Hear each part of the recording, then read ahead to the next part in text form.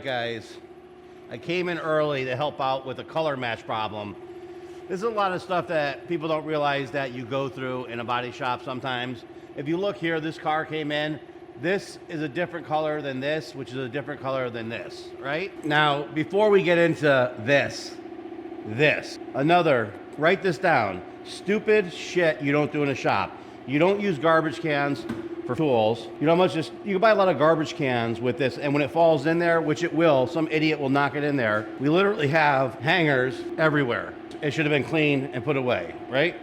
Should have been clean and put away. So here we are, using garbages, workbenches, start our day off by getting rid of this shit. So I'm showing you shit that drives you crazy in work. So a lot of this stuff, sorry if I sound angry, I came in 3 hours before work to try to help out to get this color match going. So when I come in and you see shit like this, shit everywhere, it infuriates you. This car is a nightmare for color matching. Every panel on the car is different. A bunch of people have already repainted it.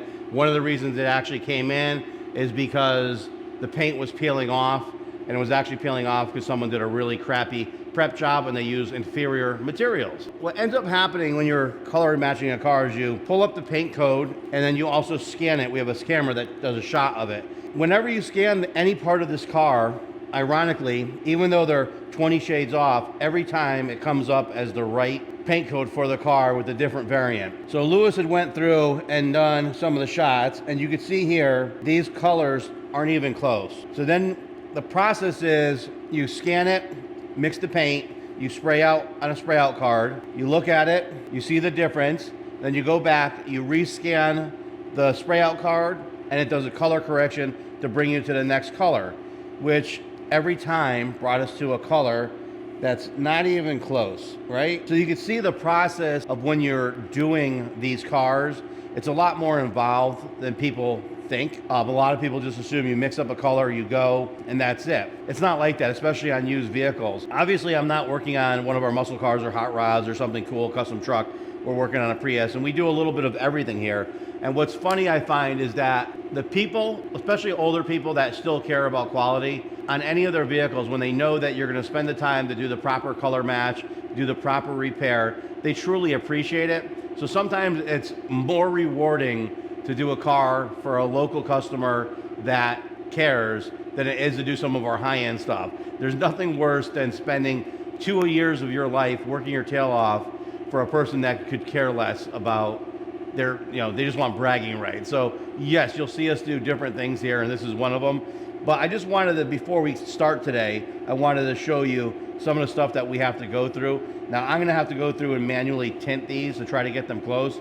And what sucks is if you start off without a good baseline, it's very difficult to get your color right. And what I mean by that, because I really suck at explaining stuff, is if you look at the metallic structure and you look at the pearl structure and the different stuff in there, sometimes you can literally get the color close, but the metallics and pearls aren't even close. So it's a really tough juggle. And this color, I told Lewis from the beginning he's gonna have trouble with it, because I remember when I was a kid, one of my first jobs was in a paint supplier. They had always said, baby blues and blues, gold, certain colors are some of the toughest, well, gold's not really, but baby blues are one of the toughest colors to match. And I thought they were crazy until I'd spend an entire day in a mixing room trying to match a color, tinting it, 30 years or 30 plus years ago. So that's some of the stuff that you have to go through when you're working on these cars, and I hope that it kind of gives you guys a little insight onto what we go through on a daily basis. I don't know why I'm doing this video. I should be sleeping. I tell you what, guys, that Prius was a nightmare. It's now the next day. It turned out to be like a real pain. Lewis, I think he said he had estimated like 4 hours trying to color match and tint the color. And what's difficult is when people randomly mix up colors, and that car, there wasn't like one panel on the car that was the same. And a lot of people did panel to panel where they matched, which is where you stop painting right on the edge of a panel, which you never want to do. You always want to blend into the next panel so it's seamless and you don't see it. On that car, it was so many different colors. It was a challenge. And what was the challenge is when you scan in, when you take a picture of the paint, even though it's the wrong color, it still came up as the right code. And it would always show us a really, really dark formula, which was what the original car was supposed to be. So then you have this thing, for me, I'd rather paint the car the original color, but we're not getting paid to paint the whole side of the car or do that stuff. We were only supposed to fix a door and the top of the Cantrell. Unfortunately, we had to go into the quarter panel and then into the door, the front door as well, because there was just no way. I wanted to film more of that. It was slightly frustrating, so we didn't. And then luckily, our tech rep, every time we're messing up or we're struggling on something, our tech rep from LKQ just pops in. And I'm like, I think of it as embarrassing, but I think Lewis thought it was like a sign from God, because that color was a nightmare. And so when our tech rep jumped on it, he kind of reassured us that it wasn't an easy color. He was a little flustered too, because every time you scan it, it would come up as the code, but it was a totally different color. Everything about it was different. And they weren't even the same pigments of whoever painted that car. I don't know what it was. So finally, Chris from LKQ was able to cocktail the formula and pulled up, I think it was a Nissan code, which was a lot closer. But what was funny is anybody who's tinted paints and done this, and we know, like Chris has said, in a regular body shop, they would have just said, screw this. Once you got too much time in tint and color, just paint the whole side of the car, scuff and go. We kind of got, a little too involved in the tinting. Didn't think it was going to be that much. I should have known, because I've always had troubles with baby blues and colors with like a serious amount of pearls. And then also it goes, when I tell you guys that the lower price common cars have the higher price paints, and they have the most pearls and the most weird colors and all that stuff.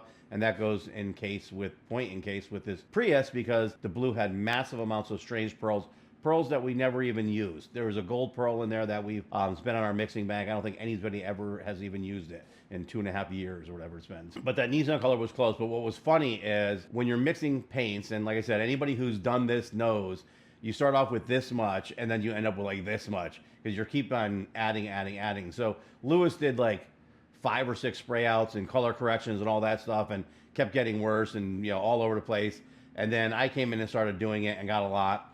And so then we're like, we need to put a ground coat down, something that covers, because this car took like 10, 11 something coats to cover. It's very transparent. Even over the most minute stuff, it just wouldn't, because wouldn't cover. There's a lot of transparency pearls and different things in there. We said, wouldn't it be funny if we just put all those things and cocktailed them together and sprayed it on, and it was the right color.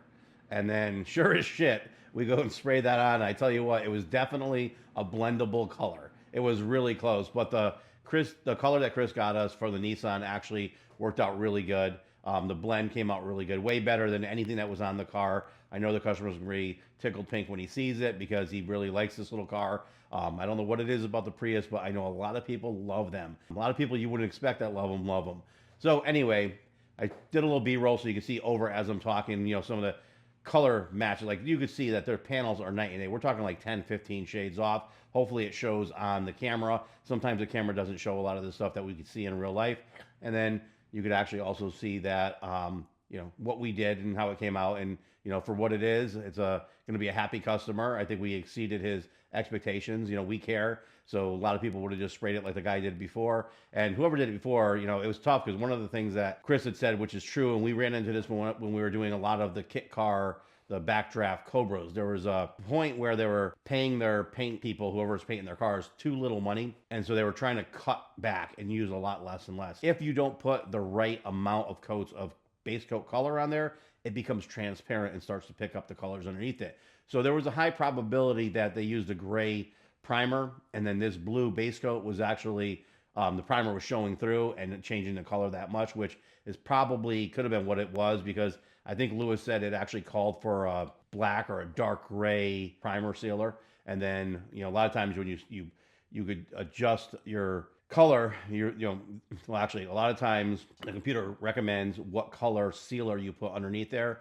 and that gives you the quickest color build and gets you to the proper color the quickest. If you do if it recommends a dark gray and then you do a light gray, you could do a lot more coats to cover that.